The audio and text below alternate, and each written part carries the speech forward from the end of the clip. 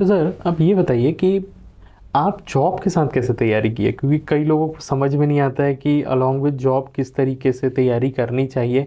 और एक इनिशियल जो स्टूडेंट रहता है ना, उसके साथ ऐसा रहता है कि कोई भी जॉब मिल जाए, इनिशियली कोई भी जॉब मिल जाए, चाहे वो व्यापम के थ्रू हो चाहे पीएससी के थ्रू हो।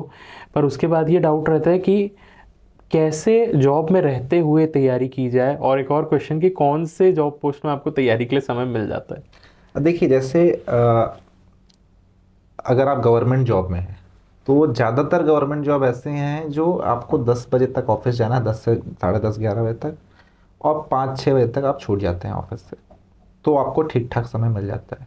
बट गवर्नमेंट्स में ही कुछ जॉब ऐसी हैं जो बहुत टफ है इन द सेंस कि वर्किंग जो प्रोफाइल, जैसे नायब तहसीलदार है, उनके लिए वो शाम का टाइम भी चला जाता है। तो बहुत से जॉब है जिसमें टाइम नहीं मिलता सच में। लेकिन पहली बात तो ये, जिसको करना होता है वो समय निकाल लेता है, जिसको करना है वो करना है। लेकिन फिर भी मैं उसको एक तरीका बताऊंगा। कुछ जॉब ऐसी होती है जिसको रात में बहुत कॉल आएंगे, रात तक बहुत बिजी रहता है वो। तो जो मॉर्निंग का टाइम होता है ना, 4 से 8, वो बेस्ट टाइम है। जो सबसे टफेस्ट जॉब में है उनके लिए बोल रहा हूँ, टफेस्ट इन द सेंस कि बहुत बिजी हैं, जिनको शाम को टाइम मिल ही नहीं पाता, उनके लिए बेस्ट टाइम है 4 से 8। क्योंकि 4 से 8 का समय आप, वो एक ऐसा समय है ना कि वो आपसे कोई नहीं छीन सकता। कितना भी किसी भी जॉब में आप रहें, 4 से 8 का टाइम जो है ना, वो आपको कोई नहीं छीन सकता। अब अगेन, अब मुझे 4 बजे नींद नहीं खुलती, मुझे ये सब फिर बातें ऐसी हैं कि वो अगेन हार्ड वर्क वाला बात आ जाता है, थोड़ा सा मुश्किल होता है। जैसे मेरी जॉब प्रोफाइल, मैं सीटीआई के तौर पर बहुत मुश्किल जॉब प्रोफाइल नहीं है। जैसे मुझे 5 बजे ऑफिस से अगर हम आ गए तो उसके बाद हमको फिर कॉल वॉल नहीं आता, तो हम फिर 5 बजे के बाद हम फ्री हैं ज़्यादातर दिनों में।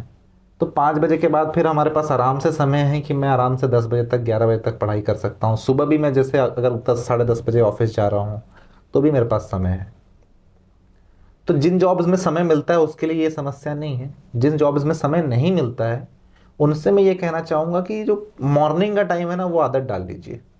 और वो एक ऐसा टाइम होता है, वो आपसे कोई नहीं छीन सकता। कितना भी बड़ा अधिकारी होगा, वो सुबह 4 बजे आपको कॉल नहीं करेगा। कितना भी बड़ा अधिकारी होगा, वो 4 से 8 तक कॉल नहीं करेंगे, वो कॉल करेंगे। और लेट उठती दुनिया, दुनिया आजकल लेट उठती है, तो उसका फ़ायदा आप उठा सकते हैं कि पूरी दुनिया लेट उठ रही है, आपने फटाफट अपना काम कर लिया पढ़ाई का। लेकिन इसके लिए इच्छा शक्ति चाहिए कि मुझे करना है तो ही होगा। बट होता है, बहुतों ने किया है, आप भी कर सकते हैं, कोई भी कर सकता है। किया जा सकता है। हाँ, यूजुअली जो सीटीआई रहता है वो कितने रैंक पे मिल जाता है आपका? उस समय कितना रैंक था मेरा आपका लास्ट इसमें? टाइम जब मेरा सिलेक्शन हुआ था, मेरा 91 रैंक था। 91। और सीटीआई जैसे डालते हैं क्लास 3 में का ये पोस्ट आता है, तो यूजुअली नीचे ही लोग रखते हैं इस पोस्ट को। हाँ, अगर आपको पढ़ाई करनी है तो ये पोस्ट बेस्ट है। मतलब इस मेरी डिपार्टमेंट से मेरे साथ आज की डेट में करीब, केवल सीटीआई की बात कर रहा हूँ, केवल सीटीआई आज 12 से 15 लोगों का सिलेक्शन हुआ है। वाह, अभी के पीएससी में? इस पीसीएस के लिस्ट में 12 से 15 लोगों का सिलेक्शन, और अच्छे अच्छे पोस्ट में अच्छे, हुआ है। मैंने देखा है अब मेरे डीएसपी करीब बहुत 5 से 6 डीएसपी हैं जो सीटीआई रहे हैं।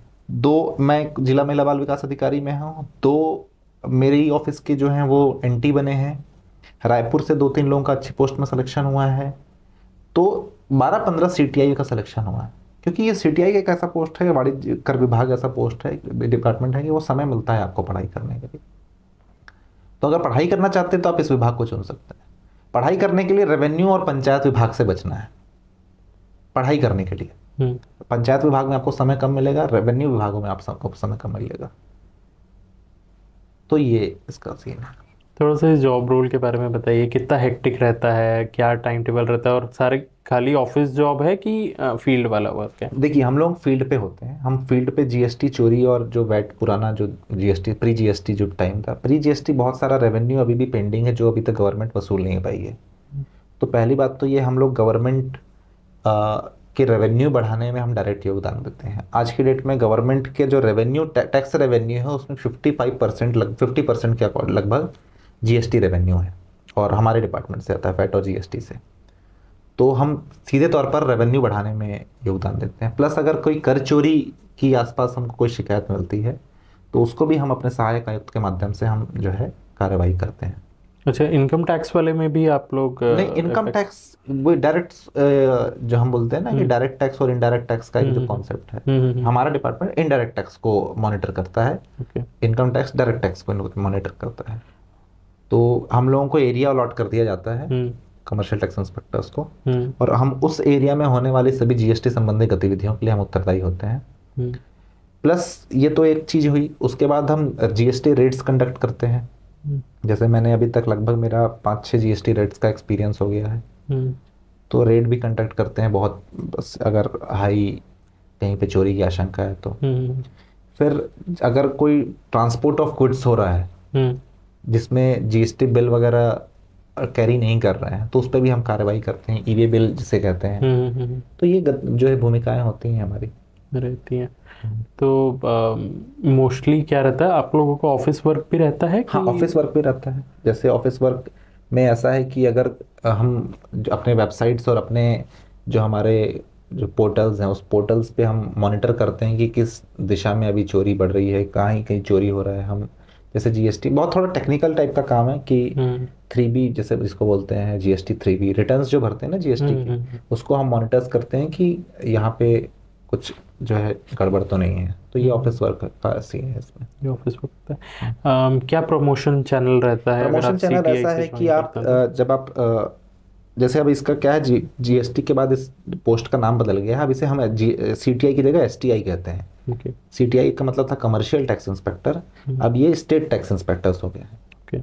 तो स्टेट टैक्स इंस्पेक्टर सबसे पहले स्टेट टैक्स ऑफिसर में प्रमोट होता है, और स्टेट टैक्स ऑफिसर फिर असिस्टेंट कमिश्नर के रूप में प्रमोट होता है। कितने साल लग जाते हैं? अब लगभग जैसे अभी 6-7 साल, एक प्रमोशन में 6-7 साल लग ही जाते हैं लगभग। और असिस्टेंट कमिश्नर फिर बाद में डिप्टी कमिश्नर प्रमोट होता है, डिप्टी कमिश्नर ज्वाइंट कमिश्नर फिर एडिशनल कमिश्नर वगैरह तक जाते हैं। जो कमिश्नर का पोस्ट होता है वो किसी भी डिपार्टमेंट में, सिर्फ हमारे नहीं, वो आईएएस हो बैठते हैं वहाँ पे, और उसके नीचे जो है ये चैनल होता है। एक सीटीआई असिस्टेंट कमिश्नर तक प्रमोशन लगभग एक सिस्टम जो है वहाँ तक पहुँचता है, अपने रिटायरमेंट तक पहुँच सकते हैं। और कितना हेक्टिक रहता है, मतलब काम नहीं है, काम का हेक्टिक नहीं है, मतलब आपको बहुत ज़्यादा प्रेशर नहीं दिया जाता कि आप रेवेन्यू बढ़ाइए।